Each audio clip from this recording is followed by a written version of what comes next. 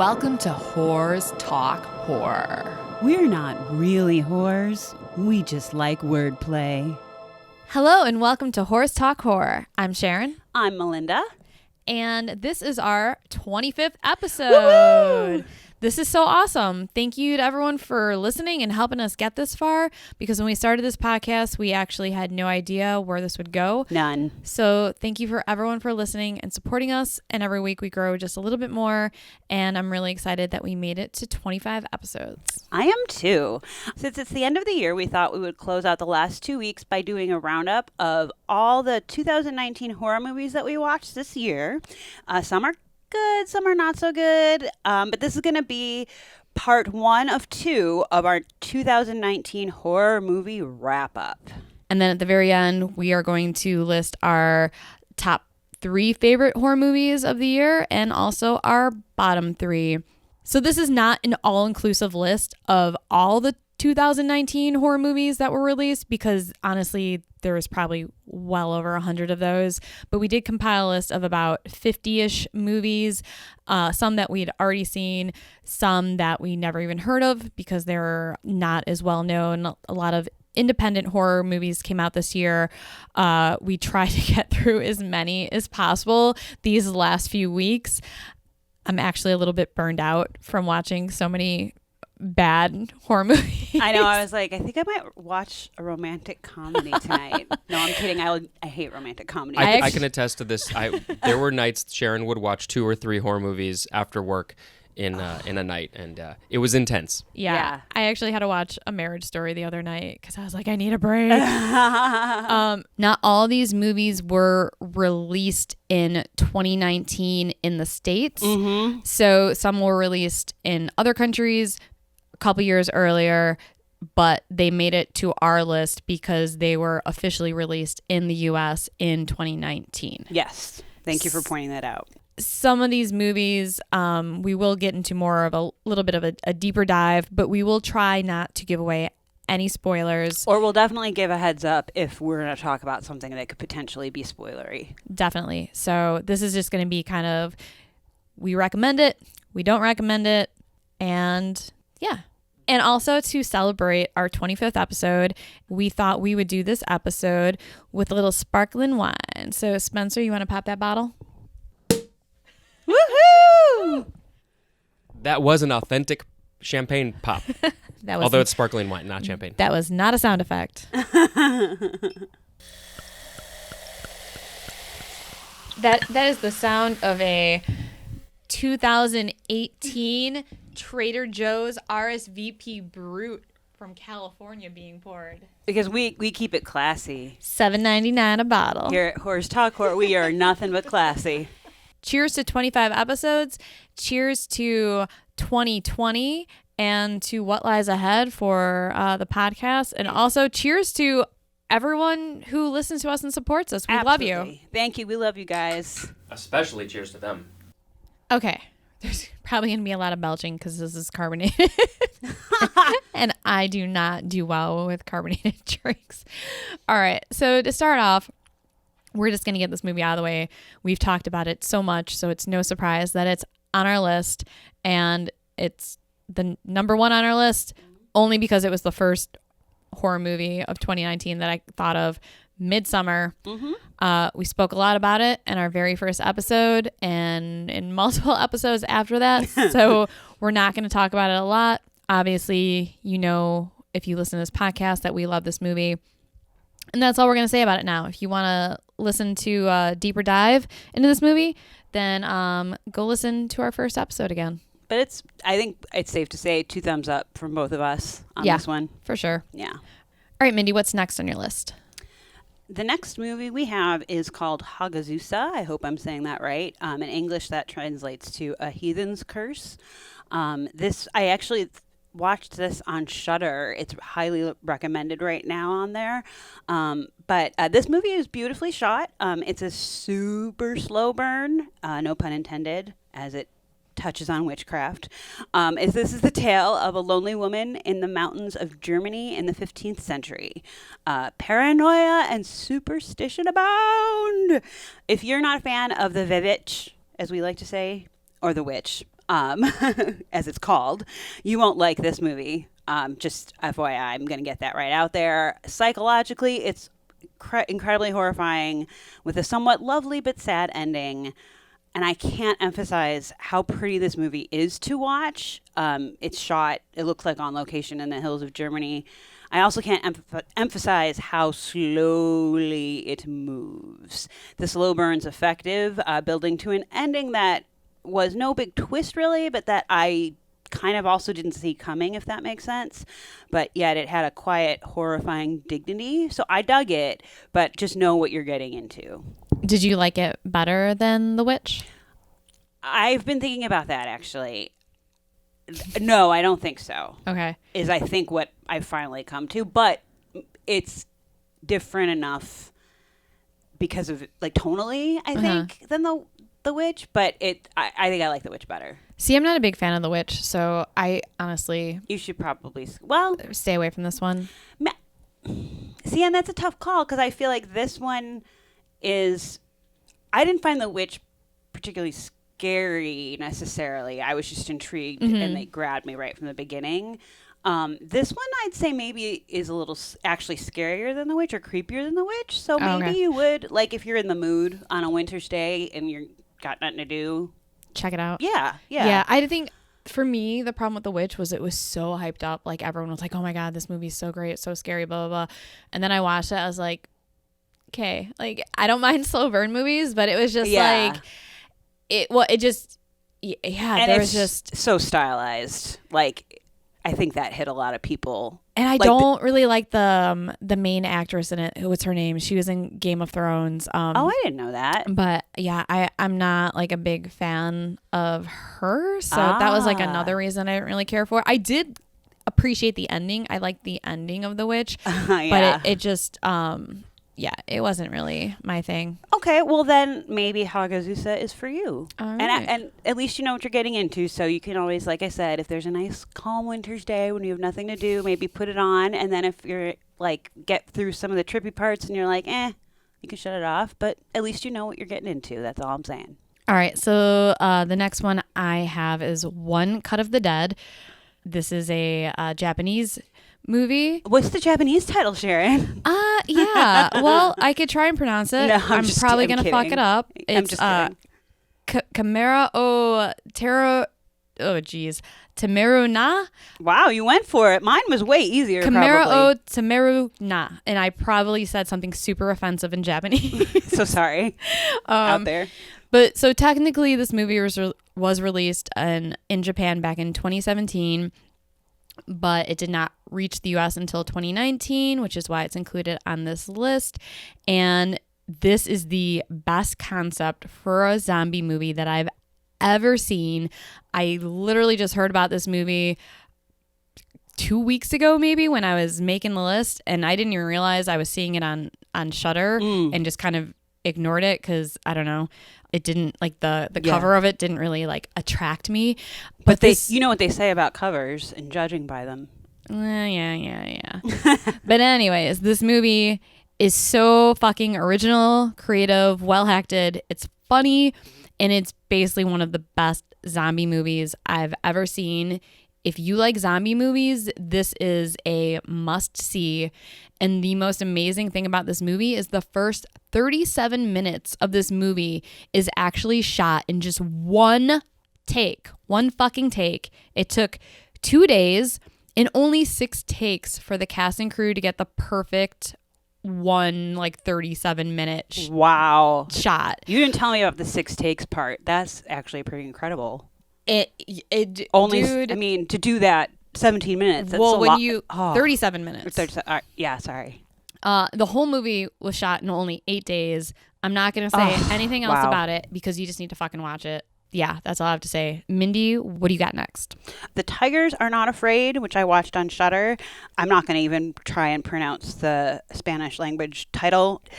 This is a subtitled film. It's not, I would say, a traditional horror movie, though there are plenty of creeptastic moments throughout. I cried as I was writing this little synopsis. It is a beautiful, heartbreaking, horrifying, and ultimately devastating urban tale of Estrella, a young girl who sees ghosts and her homeless friends living in a drug war ravaged urban jungle in Mexico, hiding from a ruthless local gang responsible for Estrella and her friends becoming orphans. There's way more to it than that. It's actually pretty heavy, but worth it, with an unexpected sprinkle of whimsy at times and literally devastating horror at the end. But I give this 5 out of 5 of Moro's stuffed tigers. Moro being the cutest of the street kids. He's maybe 5 and super cute. And to find out what a stuffed tiger is, I think you should watch it, because I think this movie was wonderful and everyone should see it, but just make sure you have Kleenex ready. That would be my suggestion. Cool. This is on my list of movies to watch because I've heard so many good things about it. It's really good. It's really, really. And you said this before, kids with accents. But Moro's like the littlest guy, and he's so freaking cute. Anyway, yes, please, Tigers Are Not Afraid. Watch it. All right. So the next one on the list that I have is Child's Play, the remake. And you did not see this one, right? I did not, no. Okay. So I did talk about this. I think it was episode 16 when we did our first horror movie or October horror movie roundup. I liked it. I think the origin story of Chucky makes more sense than it did in the original one. And I love Aubrey Plaza. So for those reasons, I liked it. And if you want to hear more about it, listen to episode 16. But yeah, so since we've already talked about this movie, I'm not going to get too much more into it. I know a lot of people did not like this movie. And, I like this. I like the original. And I think it's worth the watch. Okay. Awesome. I do actually want to see it because I also love Aubrey Plaza. On a similar note, we have on the list Happy Death Day to You, which I actually reviewed this on Instagram as part of our 31 Movies of October and kind of hit all the main points. Sharon, you did see that? You saw it? Yeah. Okay. We both really liked it, and I kind of feel like we touched on it. I think we talked about it. Yeah. Even, so it's all right. It's all blurring together at this point. We've been watching a lot of stuff. Yeah. But it's good. I highly recommend it. It's not perfect, but they really the lead actress is fantastic, and they nail like the friendships and the characters. For me, is what makes it more enjoyable. Not even like the scares or whatever. I just think it's a lot of fun. So I if you like the first one, don't shy away from the second. Yeah, I want to say we did talk about this in either episode 16 or it was in like the other October horror movie roundup that we did. But yeah, I agree. It's a fun movie. And if they do a third one, which they're hinting at, yeah, I'd watch it. Yeah, totally. All right. So the next one on our list, and we've actually both seen this one, so it's Ready or Not. I really, really liked this movie. Agreed. It's a comedy horror, but I really felt like, so the trailer, obviously, it gives a lot away. I did not see the trailer. I actually knew nothing about this. I just knew it was on the list. Oh, so you went in cold. My friend was like flipping through, because we were actually going to watch, I think, some other horror movie that was on our list, and we found this one, and he was like, let's watch this. And I was like, Sharon just watched this. Well, okay, it's on our list. And then was pleasantly surprised. Yeah. And delighted. The first 15 minutes of the movie, because I basically knew the entire plot. Yeah. By the trailer. But in the first 15 minutes, I didn't really realize how the main character was going to how it was like set up for her to get to the point where her like in-laws were hunting her down. Oh. So the first 15 minutes of the movie or so, I was actually like waiting for it. Yeah, well, yeah, and it was like I was really, really nervous for her, and there was like this certain sense of like dread and heightened a sense of tension, because you know that the main character has no idea what's about to go down. But if you've seen the trailer, you know that the new bride is going to be hunted down in cold blood by her in-laws on her wedding night, and she's completely unaware of this fact. Okay, so that was my question was, so I guess it sounds like the trailer makes that pretty clear. Oh, yeah. Oh, okay, because I actually, as I watched the first few minutes of this, I knew something was obviously amiss and was going to happen. So I was also feeling that sense of dread, but I won't say why. There was a slight cue, but like I didn't know exactly what was coming. So I think trailer or not, it kind of worked in the same way for both of us, but yeah, and then the rest of the movie is just like this fun cat and mouse game it's great. of the most fucked up version of hide and seek that you can play. There was a lot of really, really funny moments, and the bride, who is played by Australian actress Samara Weaving, is a total fucking badass, and her dad is Hugo Weaving. Uncle. That's what I was just gonna say, his dad or uncle. Oh, it's her uncle? I thought it was her dad. Okay, well, he's Hugo Weaving, and you may know him as Elrond. Elrond, and also he's in The Matrix as... Does he have a name? He's the... Agent... I was going to say Agent Cooper. Agent Smith. Oh, yeah. So he's also a really good actor. So it runs in the family. And side note, if you've seen the movie Cloud Atlas, he's in that too, and he is dressed as a woman in a few scenes. He's not a very pretty woman, but his niece is gorgeous. We will I just want to throw that out there. And an amazing, awesome actress. I agree. She was a lot of fun to watch. Mm-hmm. And I thought the ending of this movie was really enjoyable. I liked how it ended. Yes. And it's not a perfect movie, but it's a ton of fun. It's nonstop horror action, and I would totally recommend it.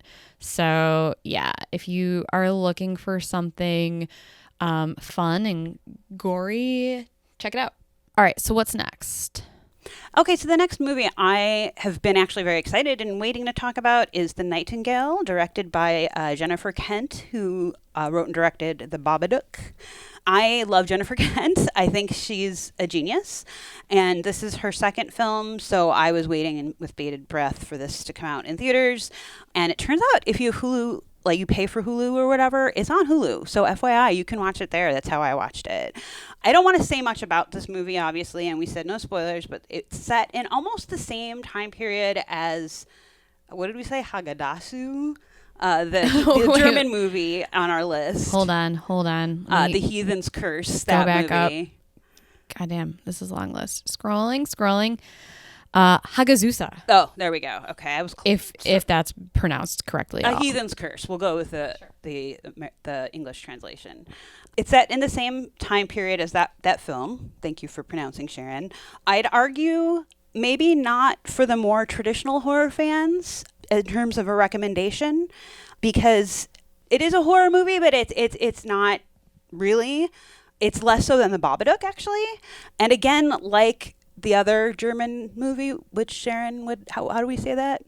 Hagazussa, okay. Like with that movie, if you're not a fan of The Witch, I don't think you like this necessarily.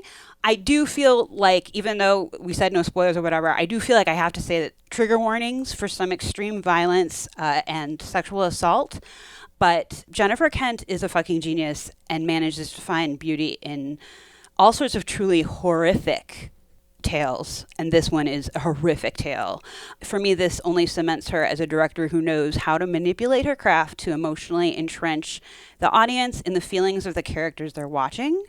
I'm going to come back to this. I really want to watch this again, but I don't know that I can do it right away. She's just a genius, and I truly loved this movie, even if it's not every horror fan's preference.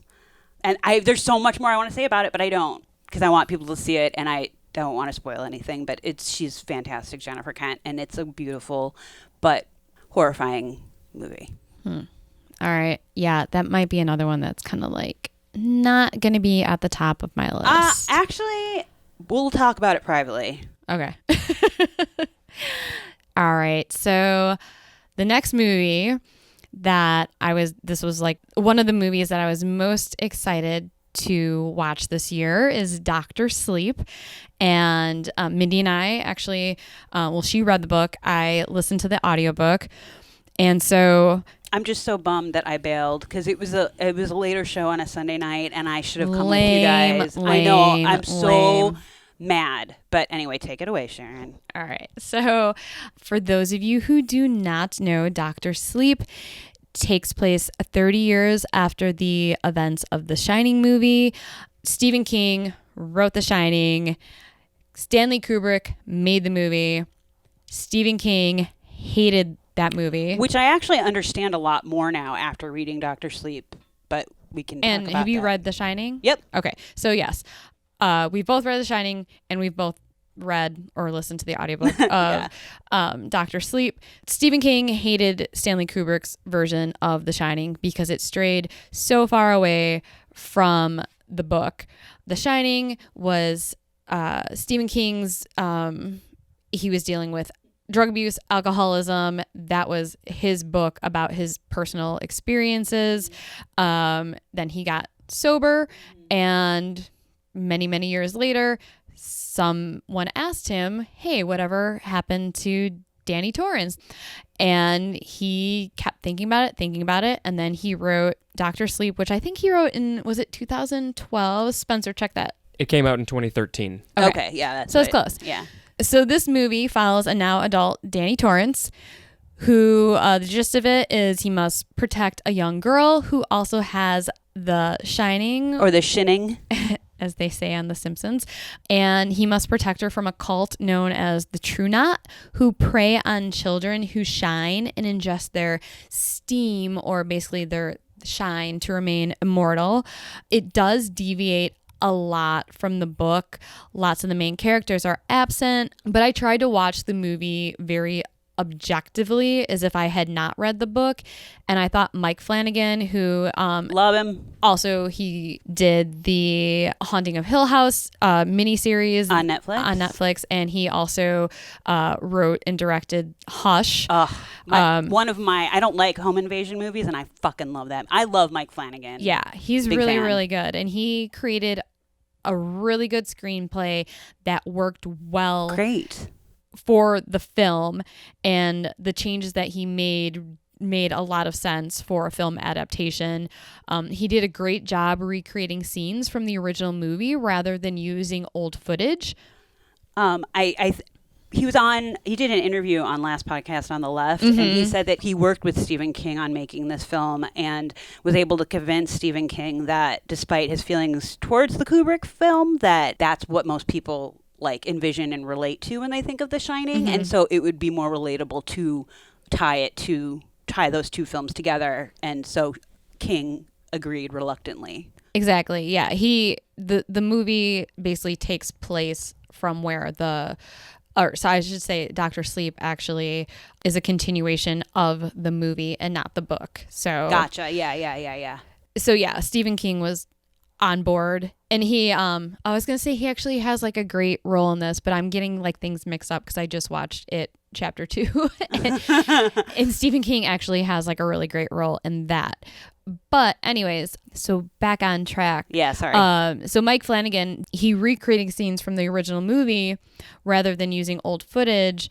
And the recreation of the Overlook Hotel itself was extremely well done. Oh my God. And it was really, really hard to distinguish from the sets from the original movie. And this is from IMDb. Most elements from The Shining, the 1980 version, were recreated with duplicate sets. Mike Flanagan painstakingly recreated the sets of the Overlook Hotel from blueprints acquired from Stanley Kubrick's estate. Though 3 shots were reused, the aerial shot of the water and the island that are in the beginning of Kubrick's Shining. And then there's the 2 shots after it where the car is driving along the mountain road, and those shots were actually degrained and recolored as day for night and had snow digitally added to it just to like change it up a little bit and make it fit with this film. Yeah, I didn't realize that those were from the original movie, but it fit so well with the film that you would have no idea. So I actually did not know that he did that. Like, obviously, I've seen some stills of like Ewan McGregor, who plays adult Danny Torrance, and he's amazing. He's so he good. Always is. Like, I've seen like stills from him, like in the Overlook, you know, like on IMDb or whatever. But they had a still from it's like room 217 in the movie, right? The scary room. And I well, thought that no, was so in the book it's 217. In the movie it's 237. but so I thought they just had a still from like on IMDb of like that lady in the bathtub, and I thought for sure that was retaken from the original film. So you just blew my mind, because now I'm so pissed I didn't see it. I'm gonna try and find it like bootleg online between now and like next week. I swer to God. Good luck at that. Oh my God, that's amazing. Yeah, no, it was. He's a badass Mike Flanagan. I love him. Yeah, the movie, I had to sit on it for a few days before I fully appreciated it, because I was trying to really separate it from the book. But the more I think about it, the more and more I just love this movie. And he also, because he had to recreate all these scenes, and obviously Jack Nicholson is a little too old to be playing Jack Torrance, and also Shelley Duvall is she would probably tell him to go fuck himself. Yeah, if he was like, oh, I want you to reprise your role as Wendy, she'd be like, yeah, go fuck yourself. Because yeah, I don't ever. Yeah, Stanley Kubrick broke her. Yeah, basically. That's actually not that funny, but no, but yeah.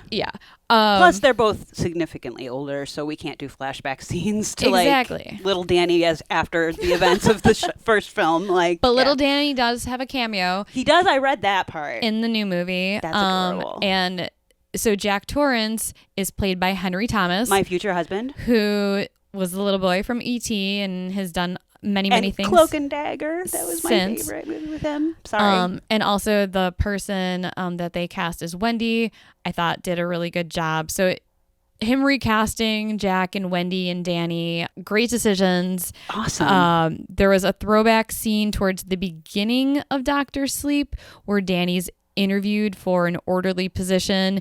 The room that he's interviewed in is an identical shot, or the room is identical to Stuart Ullman's office where Jack Torrance was interviewed for the caretaker job in the original Shining. Rad. I mean, like paint color, everything, like bam, spot on. Mike Flanagan's the shit, man. He he had to compete with fucking Kubrick. You cannot fuck that up. Which he said in his interview on last podcast, he was like, and I wasn't even going to try, but like, this is the story we were going to tell and we were going to do a good job with it.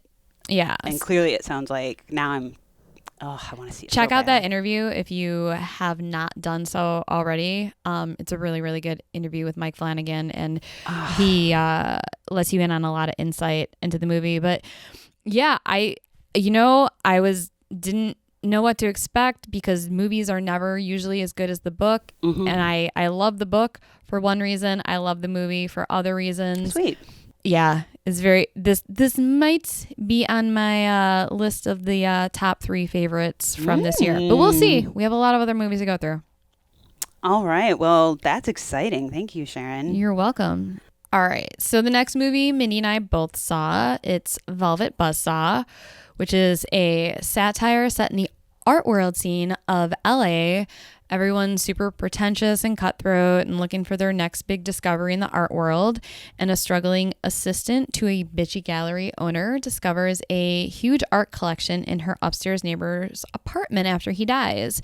And she takes all the artwork from this unknown artist and uses them to make a name for herself in the art world, even though that she knows the artist whose name is Vetril Dees wished for all of his paintings to be destroyed.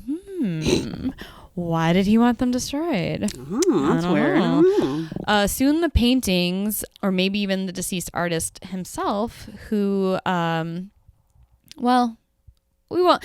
Honestly, I don't really want to say too much. Yeah. But we're just going to say that maybe that was not the best idea for her to take these paintings that probably should have been destroyed. And in fact, were requested to be in his like last will and testament or whatever. So yeah. Maybe, consent to the wishes of the dead. Yeah, so things get a little bit dark at this point. And shit gets weird. Shit gets weird. overall, I liked the film. I liked that it was a satirical horror movie based around art because I I do love art. I do not like pretentious artists, which kind of makes me, if you find those pretentious artsy fartsy people very annoying, you might really like this movie because they might get their comeuppance. Yeah, I completely agree. I actually watched this with the captions on because my radiators were like screaming for some reason that night. But I would actually recommend doing that anyway to anyone because the dialogue is really fantastic at times, much to Sharon's point about the pretentious art scene. The main character, well, sort of main character, Morph, who's played by Jake Gyllenhaal. And you see his butt. You do see his butt. But like, there, like, for instance, the satire on the art world is like spot on. Just a quick little bit of trivia from IMDb. When the director Dan Gilroy was asked in an interview with Vanity Fair how he came up with the idea for the film, he said he was at the Dia Contemporary Gallery in Beacon, New York, and it was the Tuesday after Christmas around 5 o'clock in the afternoon. No one else was there, and he was wandering around this big, huge, empty warehouse with all these kind of disturbing contemporary art pieces, and wound up in the basement in a video installation with like dentist chairs and rats running around, and just thought, man, this would be a great place for a horror movie. That's awesome. And the idea that artists invest their souls in their work and it's more than a commodity, that has always interested me. I suddenly saw a way of incorporating it all to explore how when art and commerce are dangerously out of balance, bad things can happen. It clicked very quickly. And one final note, the term velvet buzzsaw has a sexual origin related to cunnilingus. Is that from the director or your observation? That was just another little bit of trivia. That was on IMDb. So I'm sure you can figure out what that means. Yeah. So but sweet. Yeah. Honestly, this movie does not have great reviews. And it really doesn't. A lot of people hated it because I think they thought it was supposed to be take itself seriously, which it is not. It's a fucking satire. And I thought that was kind of obvious, like almost immediately. I wanted to mention Toni Collette is also in it, and she just universally rules. I just want to say that. Yeah. She was in this movie. Yeah, I was kind of surprised because I was expecting there to be more about it that disappointed me, and there wasn't really anything that much that disappointed me, except for the fact that I heard a lot of negativity about it, and people not liking it. And I mean, it was creepy. It wasn't like jump scare every 5 seconds, but I thought it was engaging and an interesting commentary on art in the art world, and very funny. And do I need creative. to mention Jake Gyllenhaal's butt again?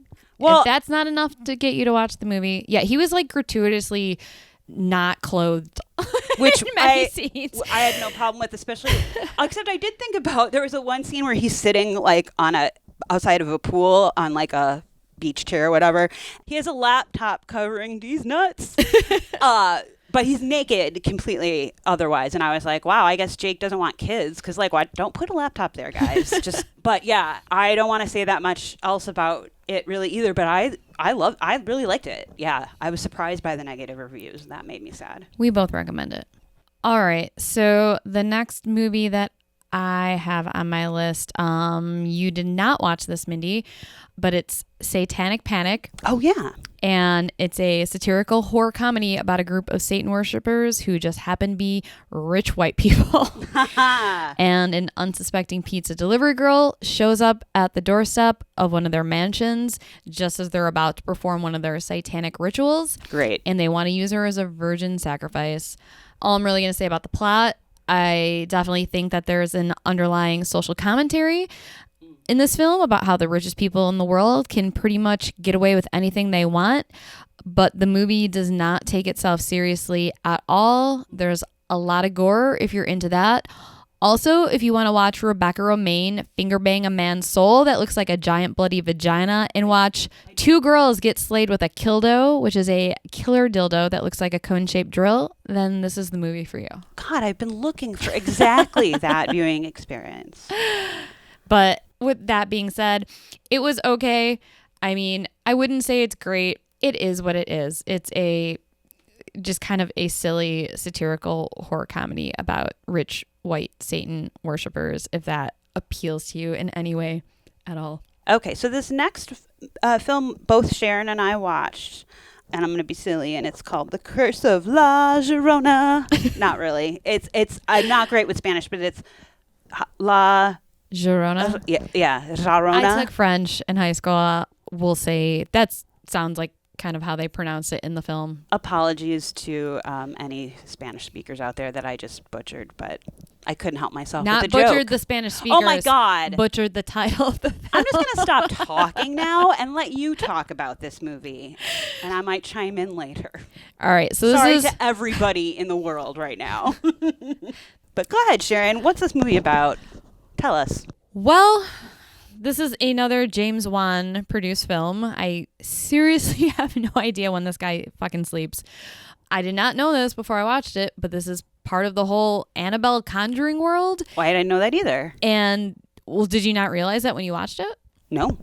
Because there is a scene where they show the Annabelle doll, which is the only reason I even know. But I didn't think it meant that it was part. I thought it was just a wink. I mean, I think if it's a wink, it's part of the world. Because It's part of the world. It'll probably make money. Oh yeah, I'm sure there's going to be tons of mashups now. Oh boy! All right, now I'm getting Juan burned out. But whatever. the actor who Tony Amendola, who played Father Perez in the original Annabelle movie, reprises his role. Oh, okay. In this movie, so it's the same character. I didn't watch the first Annabelle movie. Well, you shouldn't. Yeah, that's why. I'm not a fan of that movie, and I didn't even remember his role in it. Okay. And if they didn't show the flashback scene in this movie, that is basically just like a flash of the Annabelle doll while Father Perez is talking about a past case he worked on, I would have had no idea that these movies were even linked. But Linda Cardellini plays a child welfare worker who completely ignores, in one scene, that her daughter has burn marks on her arm, which made no sense to me. She's like, oh, what happened to your arm? And her daughter's like, I fell or something like that. And she's like, we all have it hard sometimes. Here's your doll. What the fuck? You're a child welfare worker. These look like finger marks that are burned into your child's flesh. She obviously did not fall. I just did not really enjoy this movie. I didn't really care about any of the characters. There was no tension, and all the jump scares were really predictable. But I guess, it's really hard to keep coming up with new and creative ways to do jump scares, and especially with this series of movies, I think they kind of do the same things over and over and over again. So I wasn't really a fan of this movie, and I'm sure there's going to be 3 more. There's going to be multiple. Yeah, I agree. I'm a sequels. little burned out on Juan right now, specifically that style. Well, we have The Conjuring 3 coming up. I mean, we have to watch that. God. Well, I will, because Patrick Wilson is in it, and I'll watch him do literally anything. But the one thing I was happy about with this movie is that I think that if all of these movies, these James Wan produced movies, do make money, for better or for worse, and I love the hell out of Linda Cardellini, so I was like, well, I really hope she got a good paycheck for this. I bet she really did. That made me happy, because I love her. If you like Linda Cardellini, watch Dead to Me, because that's the best Which I'm not done yet with. TV show that, one of the best TV shows I've seen all year, and I cannot wait for season 2. But yeah, that's a much better watch than this movie. So I'm going to say skip this one. And clearly not effective storytelling, because I didn't pick up on the fact, as not having seen the first Annabelle movie, that this was connected. So yeah, major fail.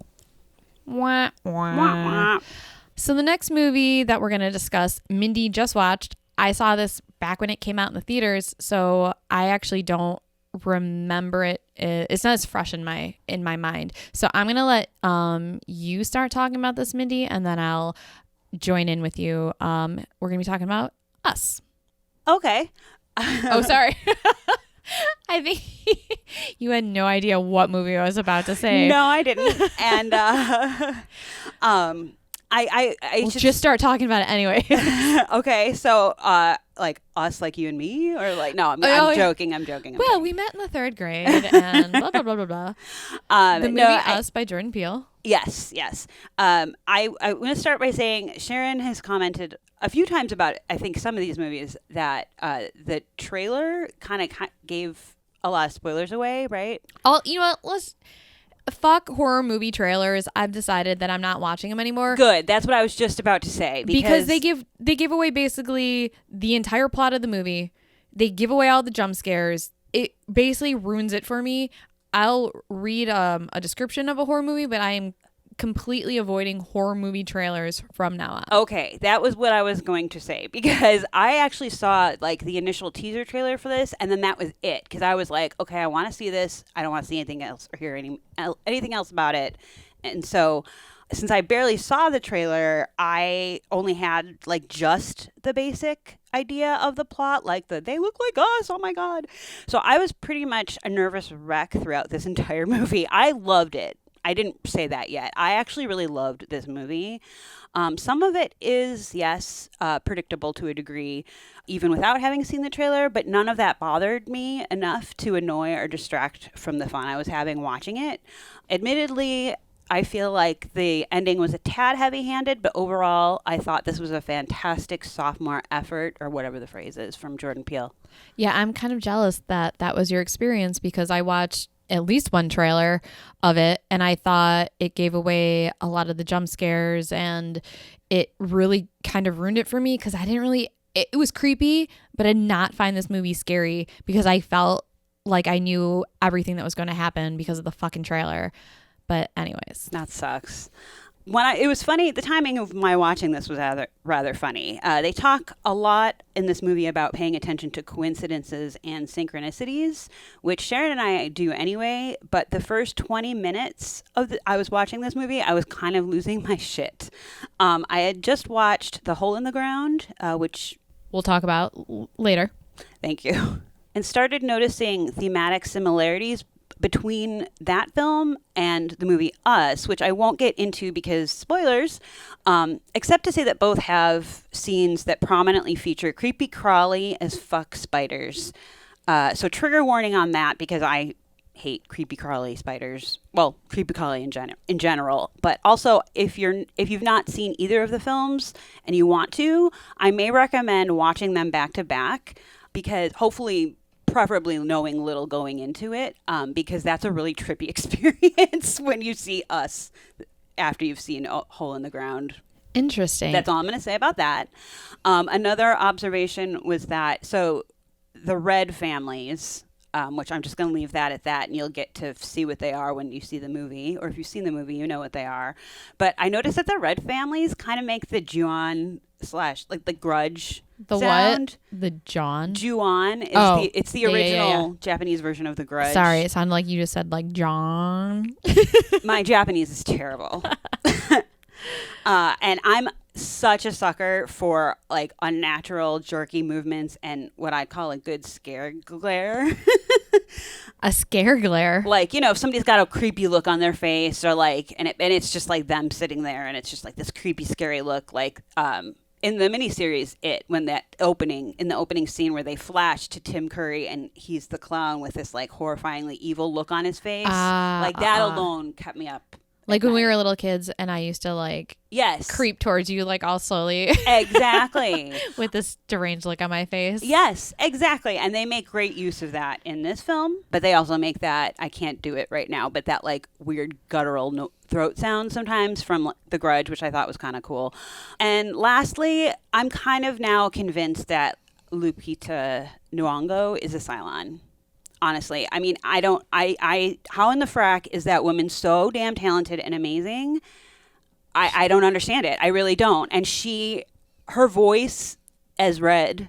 Yeah. I'm speechless. Her Yeah, she was so good at playing both parts in this movie. But honestly, every single one of the actors, especially the kids, man. Yeah, The it was kids well cast. are so well cast. That's probably, I did not like this movie as much as Get Out, but I will say, like, every actor in this movie was so well cast. It was And so perfect, well yeah. done. And it was very creepy. And I feel like now that enough time has gone by since I watched it originally, I have to give it like a good solid rewatch. And it's also pretty different thematically, I think, from Get Out. Mm-hmm. I loved the family almost immediately, and then I was able to like get right into like their world, so to speak. And a lot of that had to do with the first time we see the family driving to their summer home for vacation. Like it's this lovely aerial shot of their car, and they're jamming out to Janelle Monáe, and I think that like right then and there, and then like the kids and the parents like putting on music and dancing in the car, like it was just relatable and fun, and I like when a movie very quickly and easily can like get you invested and then shit hits the fan. Yeah. And he nailed that pretty well. So yeah, I definitely give this a big thumbs up. And Lupita, you are gorgeous and you can literally do everything apparently. Cylon or no, I want you on my team when the zombie apocalypse happens. Just saying. So I think this is a recommendation. Both of us, we both really like this movie. Absolutely.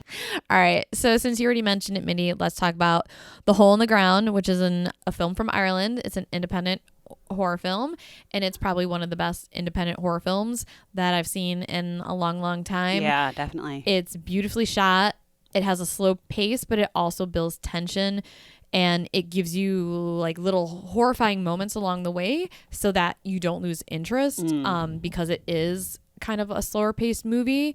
It's nothing completely original or groundbreaking, but it definitely held my attention and I was totally creeped out. And it has a little kid with an accent. So that just, it gets bonus points just for that because I love it. That's your kryptonite. Kids I can't stop myself. Kids with accents is Oh your my kryptonite. God. Yeah, this movie had my attention almost immediately. It is definitely gorgeous, and looks like set on location in the Irish countryside. I mean, just beautiful, beautiful, beautiful. Also, emotionally unstable trauma survivors always seem to think that relocating to a new environment, preferably out in the country in a giant ass house that's drafty and old as fuck with plenty of nooks and crannies for killers or demons to hide, is the cure for what ails them. Clearly. Because that always works. So clearly that is not the right choice.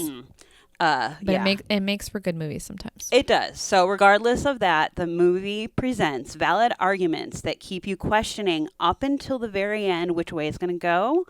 I don't know that I'd call the movie slow, but maybe go with more of like a quiet burn, if that's a thing. Whichever word you want to use. Every second is thick with tension. And I'd say this is easily one of the creepiest movies on the list that I've watched, at least in my opinion. I also am on board with Sharon's love of kids with accents. They are adorable. And if you watch the movie or if you've seen the movie, did anybody notice the pattern of the wallpaper on the stairs that the mom finishes putting up? Yes, it reminded me of The Shining. Yes, thank you. I figured you would have saw that, but you hadn't mentioned anything, so I just wanted to. I was also like, mental note, like that's, I need that wallpaper for my house. It was actually really nice. I like the color. Yeah, and the actors were good. They were all, I think, I don't know who they were. I didn't look at their bios. I don't know how many other movies they've ever done, but they were all really good. And like the little boy, fantastic, was good. And there's a lot of movies about creepy children, and I've watched a lot of those recently. But this is how you do creepy kids right. For real. Yeah. Wait, that sounded kind of bad. I mean, not in that way. Not in that way. You guys know what we're talking about. That's staying in. This is how you make a horror movie with creepy kids effective. Yes. Thank you, Mindy. Thank you for that. All right. The next movie on my list is not a movie that I normally, I don't normally watch this genre of horror movies. I watch Crawl. I mean, I've seen Jaws. I've seen Arachnophobia. I've never seen any of the Sharknado movies, although I do really want to watch those one day. My mom has seen all of them. Really? She loves them, yeah. I mean, one day when I have nothing to do, I just kind of want to do like a marathon of those.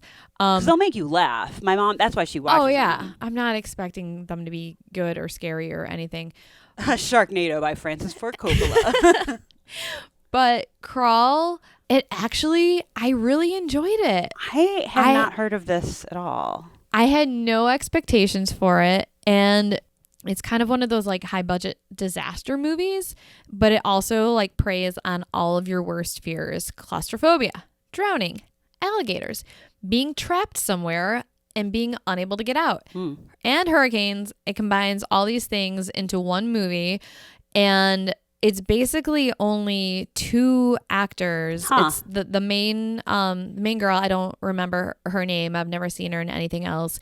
But she's actually really, really good. And then it's her dad. And it basically she's in Florida. She's a swimmer in college. This hurricane's coming in. Everyone's told to evacuate the area. She's trying to get a hold of her father. She cannot get a hold of him. She drives to her childhood home to try and find him and realizes that he is trapped unconscious under the house in a crawl space. Oh, now I know why it's called Crawl. But it's basically like nonstop tension filled with action. There's actually some pretty cool special effects. Sweet. The one complaint I did have about the movie, which actually raised the tension for me, and I will say this little bit of a spoiler, it doesn't really give anything away.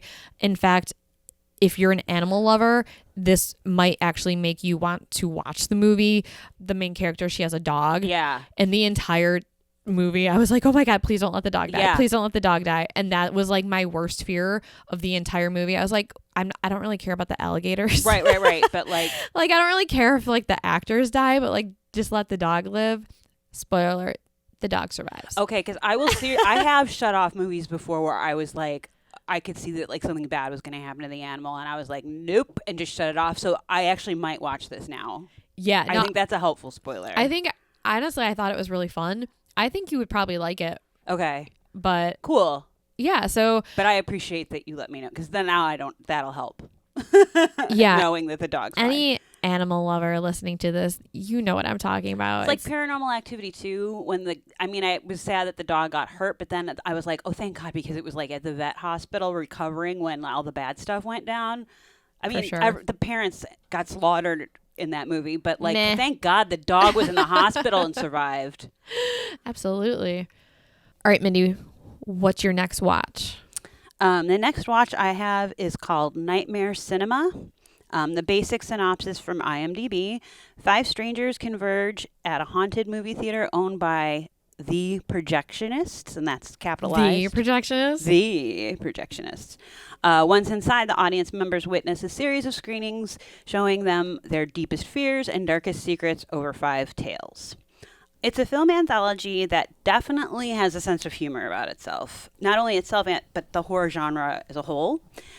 There's gratuitously fun gore, some not-so-subtle nods to the classic Twilight Zone series, and features a great collection of character actors, tongue-in-cheek cameo appearances, and Mickey Rourke.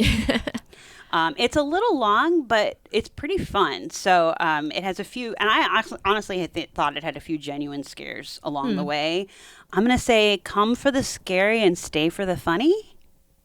Okay. Is that lame? I don't care. Whatever. I'm going with it. This was one of the ones that was on our list that I actually did not watch that I really wanted to watch. So you're recommending this, it sounds like? I am, and I think that you would really enjoy it. Okay, cool. Because I like horror anthology movies, and also I like horror movies that have a lot of cameos I'm assuming you mean like horror actors.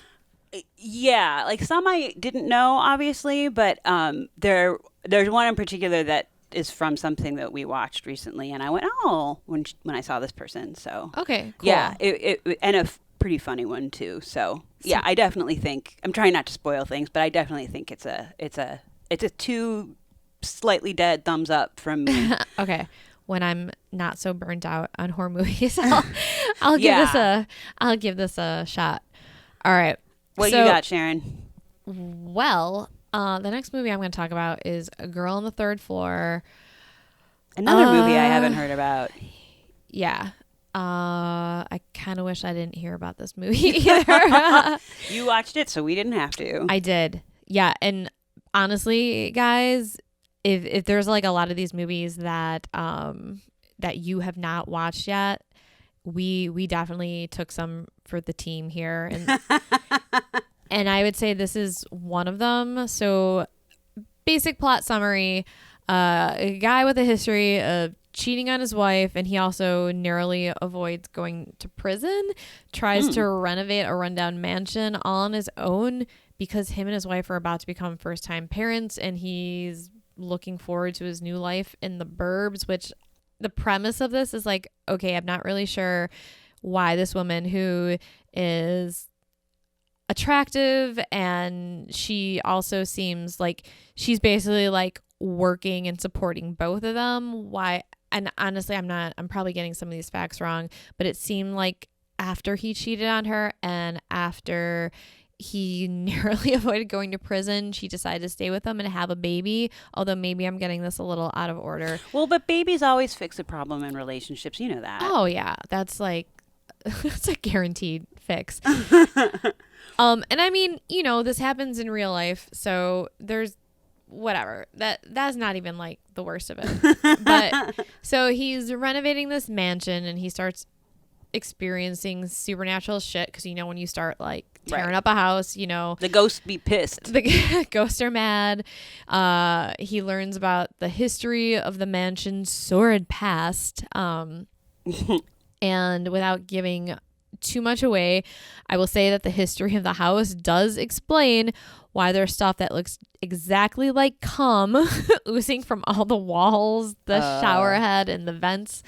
Okay. Yeah. But fun fact that I got from IMDb, apparently it was filmed in an actual reputed haunted house in Frankfort, Illinois. What? Which is not too far. That's where my aunt and uncle live.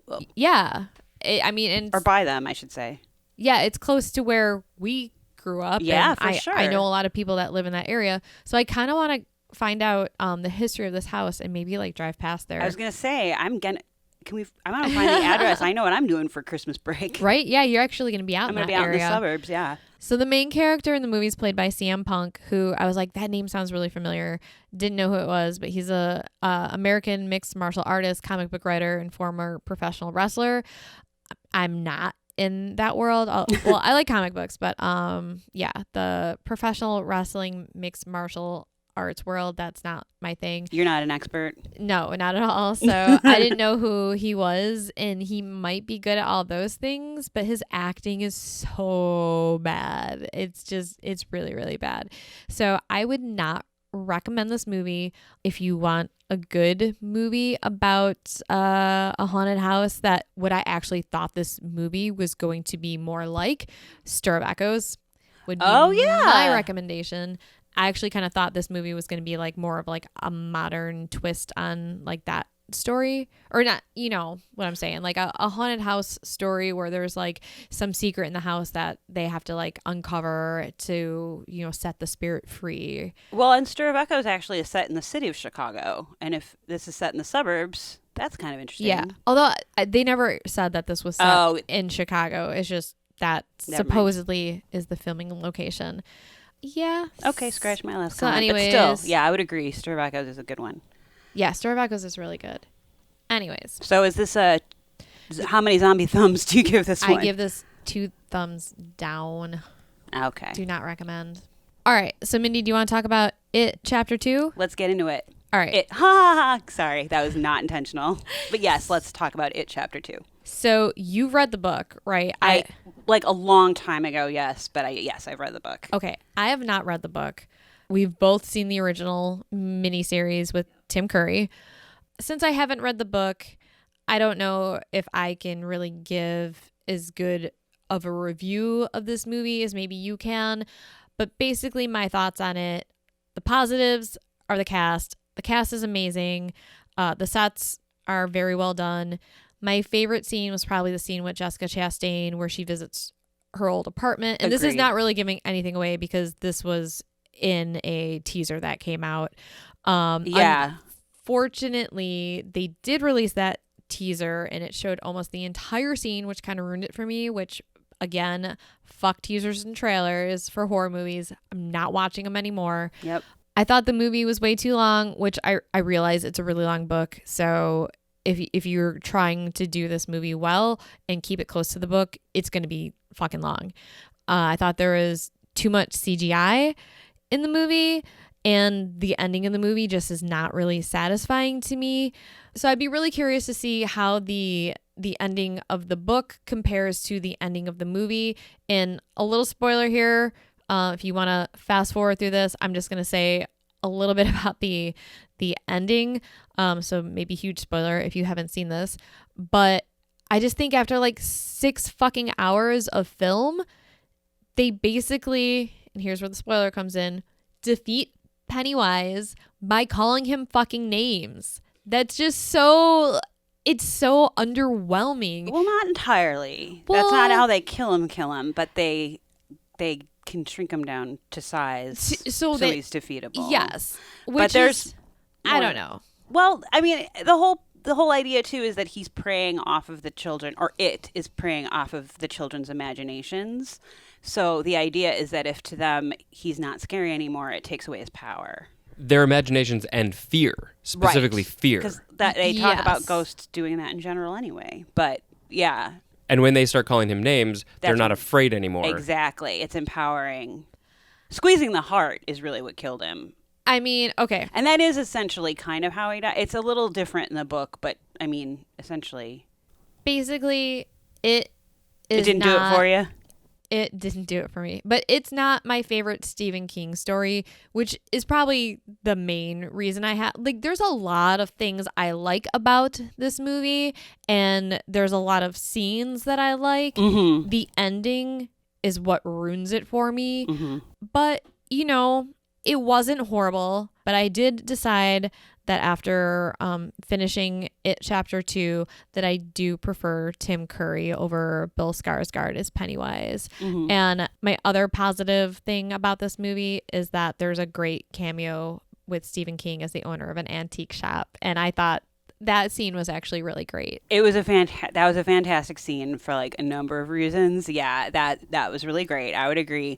I have read the book. I just watched this movie last night, actually, because I was waiting for a friend to watch it with me, and then he bailed, so I watched it myself. Fuck you, Andy. Hey.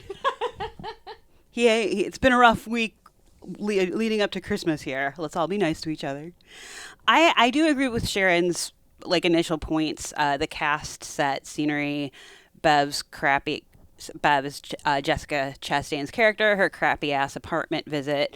I actually love that scene as well. And I remember seeing that trailer that you talk about, but there were details that were in the movie that I don't remember being in the trailer, so I thought it was scarier than what I had initially seen. And it's also been a while since I've seen that trailer, so because I don't watch horror movie trailers for that very reason. I kind of disagree with the rest of what Sharon was saying, which is funny because that rarely happens. Wait, are there gonna be more spoilers possibly? Possibly, but I'll give you more of a heads up. So personally, I've actually always considered this book, specifically the second half, to be unfilmable. I remember reading it when I was young, and like the monster is slightly better described in the book than it was in the original, than it was depicted in the original miniseries, but only by a little. I actually read a quote just this week somewhere, and apologies because I don't remember where I saw this, but internet somewhere. The gist was that this book, It by Stephen King, was the moment where publishers were just letting anything fly, especially because it was Stephen King. Turns out the monster is actually a giant spider. Sure, why not? I remember actually reading it as a kid, because I was a kid when I read it, and going, wait, what? What now? Like, it literally has that jarring effect as much as I feel like it does in the movie. Because they did use a level of camp, I felt like, when in depicting some of the monsters in this iteration. The CGI issue didn't really bother me. I actually, at the end, was like, wait a minute, did they just pull off the spider? I think holy shit, they just pulled off the spider. I found the penny spider, #penny spider, to be more effective than I'd anticipated. Are you coining that hashtag? Yeah, kind of. I think because this iteration combines the nightmare that we know, aka Pennywise, and adds a gallon of horrifying with the spider legs thing, which again, I creep out with spider creepy leg things, so that maybe just was biased because of my own fears. I also dug seeing the deadlights like pulling the strings through Pennywise at the end, so I actually kind of like really didn't mind some of the stuff that I think bothered you, Sharon, about the ending, but I wonder if that's because I'm carrying extra knowledge from the book. I think if you read the book, I think it makes more sense, and it's not just like, haha, like we're making fun of you and now we can defeat you, and it's like, okay, it just kind of like I don't know. It was a little bit of a letdown for me, and I mean that's kind of how it ends in the miniseries too. And that is how it ends in the book. I actually think these guys did a little bit better with that. My favorite scenes though were the ones split between the past and the present. The book and the miniseries I think was sort of set up that way. The book definitely was. The story's told as a mix between past and present, but the actors from both generations I thought were exquisitely matched, and it was just plain adorable to watch their adult selves being such perfect matches for their children's selves, I thought. This is a really long story for sure, but I actually think they were successful in trimming the fat and focusing exclusively on advancing the loser storyline through the flashbacks or hallucinations or whatever. I actually kind of thought they nailed it for the most part. But like I said, I wonder if I'd feel differently going in without the extra background knowledge from the book. So I kind of don't know if that makes this movie successful or not. I do concur that overall I prefer Tim Curry's Pennywise, but I appreciate that Bill Skarsgård managed to create his own Pennywise that was unique in its own ways without copying or trying to compete with Curry's performance. I'll just say that the bleacher scene actually made me jump pretty high off my couch. I'm not kidding. And also, seriously, what is in the water, or what was in the water when those Skarsgård kids were growing up? Because Jesus, they are also fucking talented. The ending was still the same ending essentially, but the way they portrayed it here, I actually cried at the end. Stephen King can get nostalgic.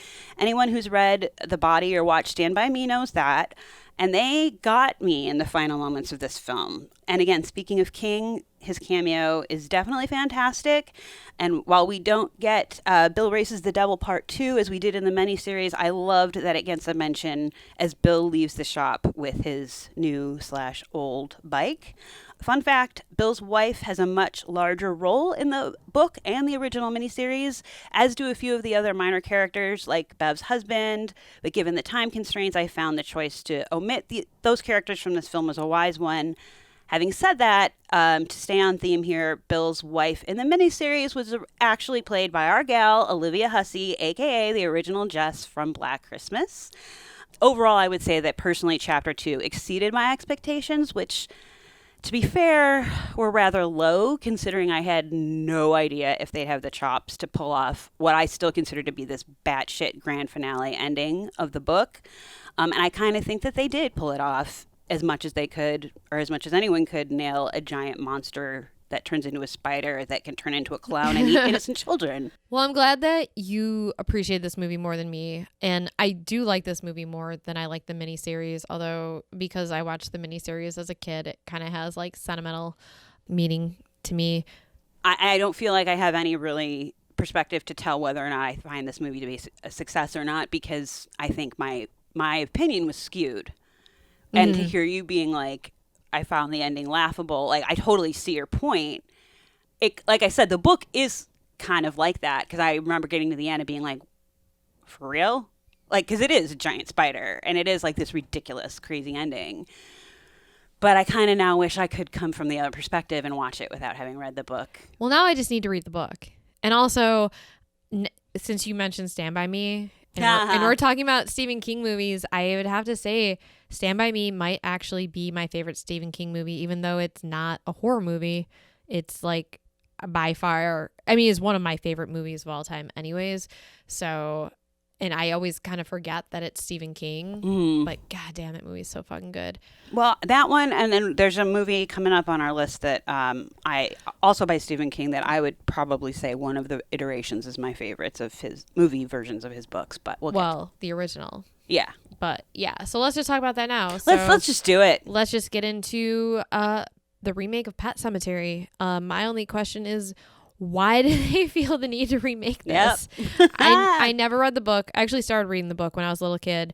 I never finished it, but the original movie is something that we watched a lot in our childhood, and this movie had none of the creepiness or darkness of the first one. The characters I didn't fucking care about any of them, honestly. And the original movie, while not great, it was so much better than this. And the fact that they felt the need to remake it just like, what? Yeah.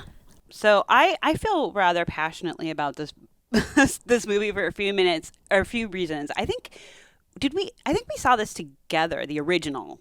I think we saw it together, like in someone's basement, like in the 4th or 5th grade. Probably. Yeah, I agree. I did also read the book when I was in the 4th or 5th grade. God, our childhoods were weird.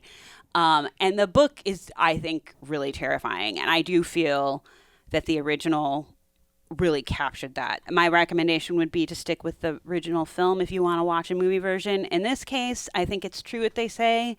Sometimes dead is better. And, Sharon, also, don't forget the original film had a screenplay written by King himself. And I would actually say that it's one of my favorite book-to-screen adaptations. It's one of the best. I don't know if I was aware of that fact, but okay. So basically what we're saying is skip the movie, either watch the original or read the book. And sometimes dead really is fucking better, baby. Absolutely. Sorry, guys, but that's where this movie goes. Let's talk about another book made into a movie that Stephen King did not write. Okay. Scary Stories to Tell in the Dark. Oh, yes, which you saw and I will see, but I've not yet seen.